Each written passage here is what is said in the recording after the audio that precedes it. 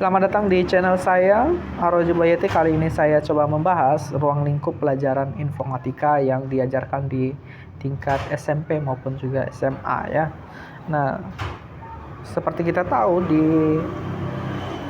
kurikulum terbaru yang akan dijalankan di 2022-2023 ke depan, nanti kita mengganti ya, pemerintah mengganti pelajaran TIK menjadi informatika ya. Nah, bagi Bapak Ibu guru yang mungkin penasaran seperti apa materi di informatika, nah kita lihat dulu mengapa harus belajar informatika. Nah, secara singkat sebenarnya menurut saya sendiri, kalau pelajaran sebelumnya itu adalah TIK, berarti itu pelajarannya pengguna di atau mahasiswa ataupun juga siswa itu diajarkan untuk menjadi pengguna akhir ya dari aplikasi komputer begitu ya. Nah, tapi mengapa dikasih informatika? Nah, supaya siswa tersebut nanti diharapkan menjadi developer atau yang membuat aplikasi dan mungkin juga melahirkan teknisi dan juga melahirkan pengguna aplikasi yang baik. Nah, atau secara singkat supaya mereka bisa mengenal komputer itu seperti apa sebenarnya, supaya mereka tidak terlalu bergantung kepada komputer tersebut ya. Tapi mungkin sih menurut saya harapan pemerintah sendiri adalah supaya di Indonesia lahir generasi-generasi developer komputer yang bisa diandalkan di dunia ya. Nah, secara singkat ya, ada beberapa elemen dari pelajaran informatika ini, ada banyak ya, ada 1, 2, 3, 4, 5, 6, dan 7 ya.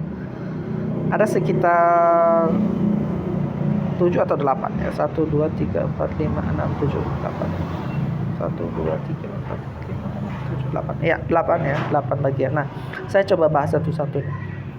Yang pertama, TIK itu sendiri adalah lebih ke bagaimana seseorang menggunakan aplikasi komputer yang sudah ada dan memanfaatkannya untuk kebutuhan sehari-hari. Nah, ini lebih condong ke end user sendiri ya. Misalnya pengguna WhatsApp dan seterusnya ya. Atau pengguna aplikasi Office, baik itu Office Word, PowerPoint atau sebagainya, itu termasuk end user ya, atau pengguna akhir dari sebuah aplikasi. Nah, kemudian berikutnya adalah sistem komputer. Nah, sistem komputer ini ada dibagi dua harusnya, yaitu sistem komputer yang di bagian hardware-nya dan juga di sistem komputer yang di bagian software. Nah, kalau di hardware sendiri itu setidaknya seseorang bisa mempelajari bagaimana hubungan antara prosesor, kemudian RAM, kemudian VGA begitu ya, kemudian hubungannya ke motherboard, kemudian hard disk, kemudian nanti bagaimana dia supaya sesuatu aplikasi bisa dimunculkan di layar monitor, kira-kira seperti itu. Kemudian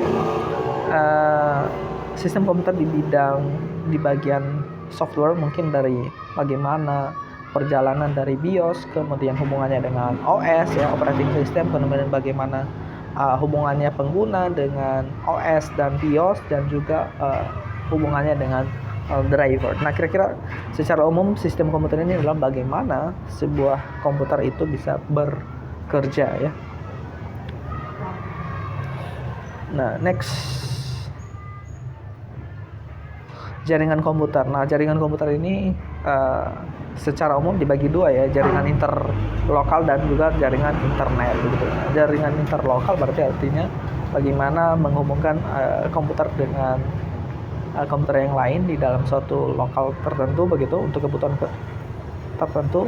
Kemudian jaringan komputer yang internet begitu ya, berarti jaringan komputer yang menghubungkan seluruh komputer di seluruh dunia begitu, dan kita bisa memanfaatkan jaringan komputer ini untuk mentransmisikan informasi atau data. Nah, secara singkat sebenarnya jaringan komputer ini adalah media yang digunakan untuk mentransmisikan data dari suatu komputer tertentu ke komputer yang lain, kira-kira seperti itu. Nah, kemudian analisis data ini hubungannya sebenarnya kalau zaman sekarang kita lihat itu istilahnya big data atau kumpulan data, tetapi secara teoritis dan juga praktikal ya, analisis data ini lebih ke pelajaran basis data sebenarnya. Bagaimana seseorang bisa mengenal yang namanya data itu sendiri dan bagaimana cara mengolahnya supaya menjadi informasi yang bisa memberikan manfaat bagi pengguna. Kira-kira seperti itu ya. Jadi orang-orang yang belajar ini nanti bisa atau diharapkan bisa mengolah data dan menganalisis bagaimana proses data itu menjadi sebuah informasi yang bermanfaat sesuai dengan peruntukannya ya. Nah, berikutnya adalah algoritma dan pemrograman. Nah, algoritma sendiri adalah alur dari pemrograman, dan pemrograman sendiri adalah bagaimana cara menyusun kata-kata atau kode komputer supaya komputer tersebut bisa berbicara kepada pengguna.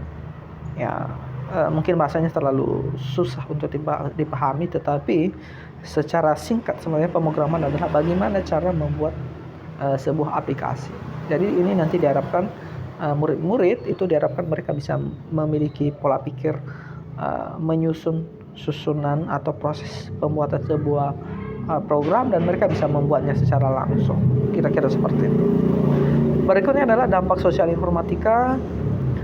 Ini lebih ke apa nanti dampak-dampak positifnya ya. Dampak positif dari karena adanya peralatan komputer atau peralatan informatika ini di lingkungan masyarakat. Kira-kira seperti itu.